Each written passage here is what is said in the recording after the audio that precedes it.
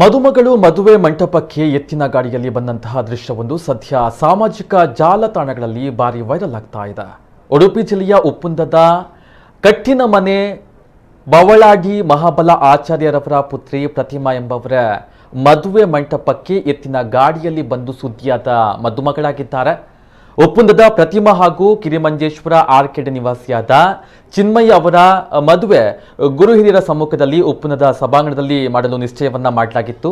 ಈ ವೇಳೆ ಮದುಮಗಳು ಸಂಪ್ರದಾಯದ ನೆನಪಿಗಾಗಿ ಎತ್ತಿನ ಗಾಡಿಯ ಮೂಲಕ ಬಂದಿದ್ದು ಸಾರ್ವಜನಿಕರು ಮದುಮಗಳು ಸಾಗಿ ಬಂದ ದೃಶ್ಯದ ಸಂಭ್ರಮವನ್ನ ಕಣ್ತುಂಬಿಕೊಂಡ್ರು. ಹಾಯ್